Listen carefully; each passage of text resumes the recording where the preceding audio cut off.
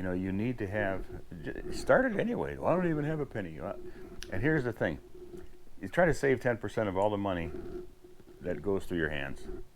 You pay your taxes and all that, but with money that what I would call spendable money, even if you're paying your bills and what have you, you need to save at least 10% of everything that comes through your hands.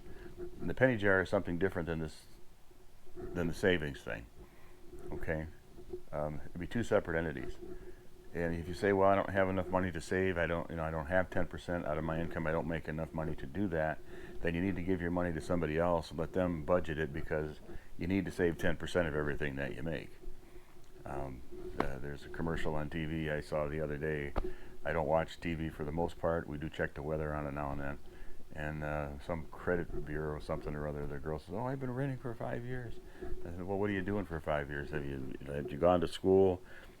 Did you? Are you?" They don't bother to tell you that. Let's increase our credit line, so we can get deeper into debt. This is the message that's being subliminally, exposed to the 95% population. So the penny jar is a very, very important representation. Whether you use a coffee can or whatever, it's not that big of a deal. If you had just 10 people in your 8th grade class and everybody agreed to put, those 10 people agreed to put a little bit of money into that, by the time it got, like I said, down the road, why wasn't there money for me to consider investing in whatever by the time I got to 12th grade? Because nobody bothered to put any money in it. There was no penny jar. And I remember talking to at least one individual. I can go into this, but I want to avoid the negative portion of it. But when I presented this to the organization, the leader, one of the leaders there, says, all right, in kind of a snide sort of way, okay, if we have a penny jar, who's going to be in charge of that? As if to say, well, I'm here for an ulterior motive. I want to be able to control that money for my benefit. This is what he expected me to say, because that's how left-siders think. And my response to this person was the same as it has been in a few other cases. I'll tell you somebody who shouldn't be in charge of the penny jar, and it shouldn't be you. And the face turned red, and they were kind of embarrassed. And I thought, well, you want to hear it the way it is, or you want me to sugarcoat it? If you should be in charge of the penny jar, you would have already had one going.